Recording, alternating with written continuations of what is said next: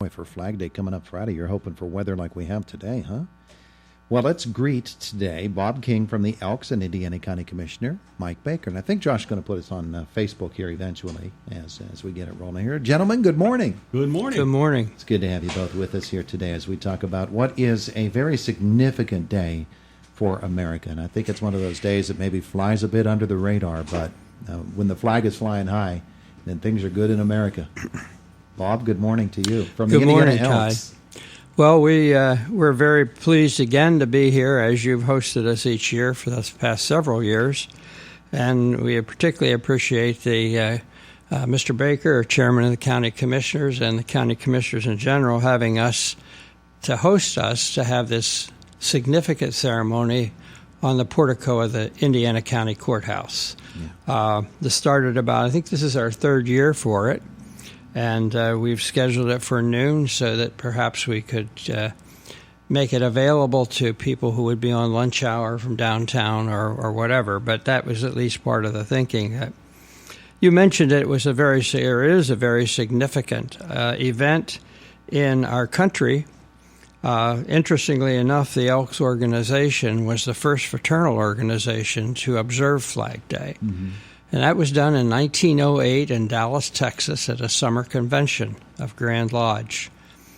Following that convention, it was President Woodrow Wilson who made the proclamation that Flag Day would be observed in our country on June the 14th annually. Yeah. And that's what this ceremony is about. We have a scripted ceremony reviewing the history of our flag and the development of our country. It's very interesting, and I think people enjoy it, those who come, and I encourage, that's one of the reasons we're with you this morning, is to encourage people to come to that ceremony and hear about our flag as we prescribe it and as we describe it, I should say, in our presentation.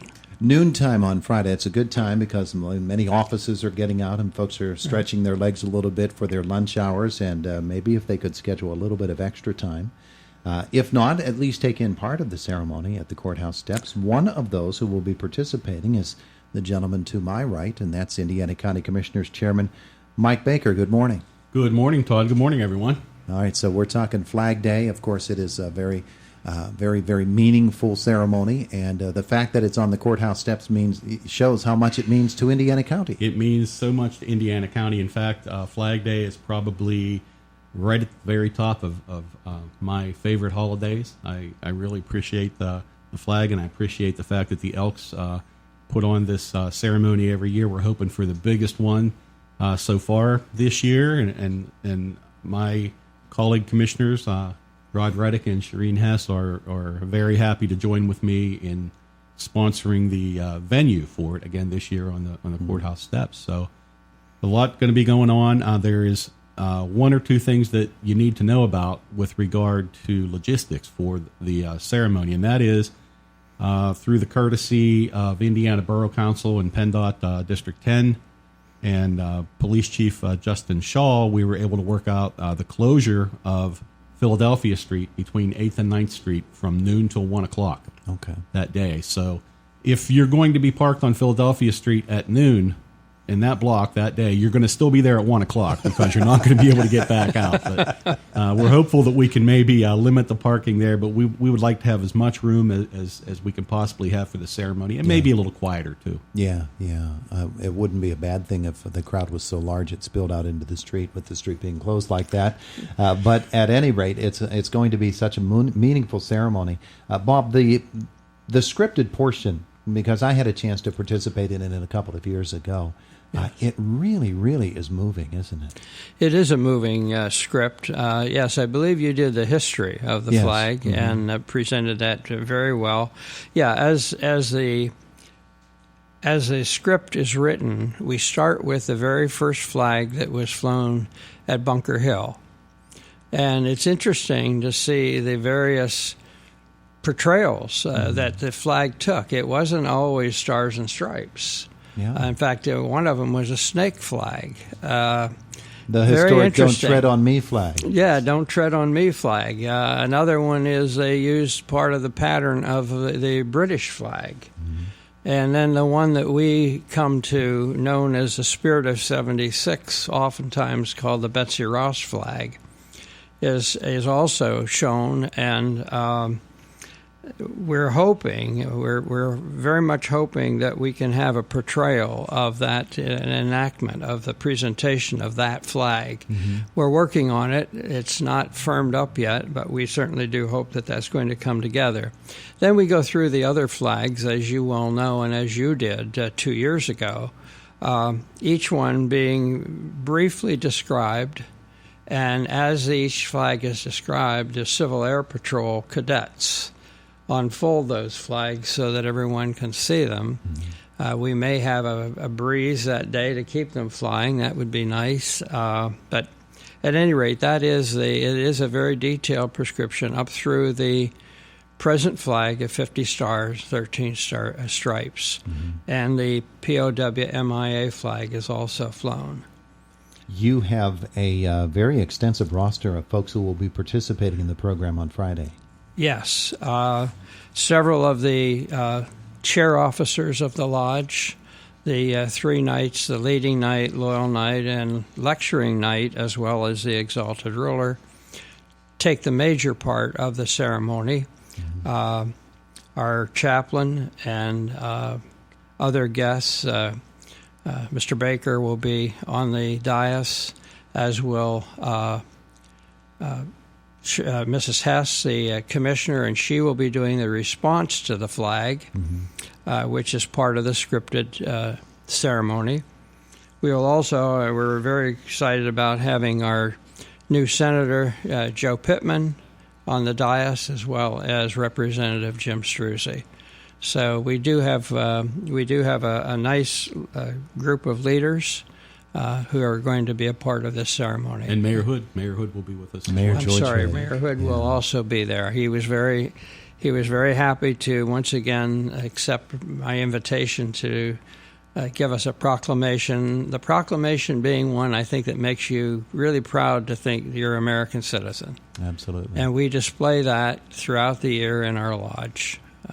Commissioner Baker, from a local government standpoint, when you think about the American flag, the Pennsylvania state flag as well, the POW-MIA flag that will all be on display at this, from a county standpoint, how meaningful is it to you as one of our government leaders? Well, it's extremely meaningful. I mean, we are so proud to fly those flags in front of our courthouse and in front of our other county buildings each year. And of course, in observance of Flag Day, county offices are closed on Friday in observance of it. But it's very moving. You know, we have the wall over here, the War Memorial on our mall over here, and it's just so important for commissioners and for all of our elected officials and folks. When we come in here every day, we know that we're in a government building, we're serving the public, but we all stand under those flags every day, and we give thanks to God and for the people who gave their lives for the freedom, not only to fly those flags, but to live the lives that we do here. So it's very moving, and it's very important for all of us. It is disheartening sometimes to look over and see that the flag is flying at half staff. And it does quite often. Increasingly it seems that there is always cause for the flag to be flown at half staff. While it is disheartening to know that somebody has lost their life in some form or another, it is entirely significant that we honor them by the flying of the flag at half staff. And Bob, from a historical standpoint, you know, that's an American tradition that goes back to the founding.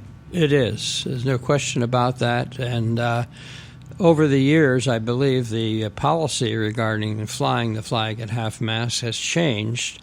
But basically, I think the flag ritual is that the President of the United States indicates when a flag should be flown at half-mast. But I believe that there are other organizations, government agencies, that can do that. The governor recently has ordered it flown at half-staff for various reasons. And yes. Most recently, a state trooper who lost his life. Right. Right, yeah.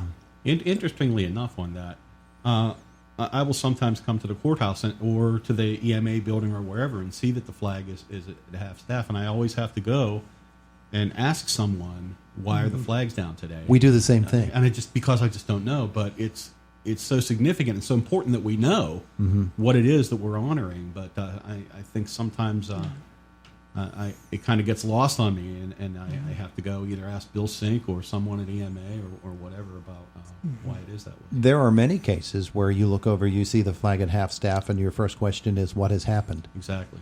And it's unfortunate that it's that way. But again, that way of honoring people just talks a little bit more about the role of the flag in our national life. Right. You know, I'm going to share this quickly, this brief story that I had worked with educators in Europe for several years as part of my position at IUP when I was a member of the faculty there. And one of our educators in Worcester, England, had 5 teachers here to visit the schools and work with the teachers here. And John came to me about the third day they were here during the visit, and he says, Bob, I want to tell you something. He said, the teachers are very, very impressed with the way you fly the American flag. He says, in our country, we don't fly the flag as you do. And as I look down Philadelphia Street, it's quite impressive to see all of our flags flying from the various standards, the flagpoles, and what have you. It really is significant. We think of, we as Elks make the flag symbolic of our organization, but as a citizen, and I think I end my little poster presentation that I post around the lodge saying that come to the Flag Day ceremony. It will make you proud to be an American citizen. Absolutely. Absolutely. We can be critical of our nation. We can protest the policies of our nation or because of the people who died for that flag. Exactly. And that is the reason. That is the reason that we can do that in this country and other countries. Well, the other thing I'll just say very quickly is, every nation has a flag, but this one across the street from us, I don't care who you are or where you are, you know what that flag represents. There are many flags that come up that I don't recognize them, but I don't think there's anywhere in the world that you can go that you don't know that flag flies over the greatest nation in the world, and it's universally recognized as the United States of America. Absolutely. Yeah. All right, so the program at noon on Friday. Right. Courthouse. Right. And everybody is invited. It is, and I might say, just tagging on to Mr. Baker's comment, all of the military organizations have been extended an invitation to attend. Veterans, any active military personnel, law enforcement agencies, and so forth. I did have a call from a gentleman from Salzburg last night who was the commander of is the commander of the American Legion down there. And he was so excited that he had received this invitation and is planning to be here. And I hope that other veterans organizations, VFW, American Legions, what have you, will participate because of the significance that we place on the flag. And any of those individuals who are going to be here, they are guests of our lodge, and we will recognize them formally in the ceremony. Absolutely. All right, it's Friday at noon, Courthouse Steps. Gentlemen, thank you. Bill Sink's in charge of the weather. And Bill Sink is. Well, then you know that everything's going to go well that day. It is the voice of Indiana County, WCCS, AM 1160 and 101.1 FM.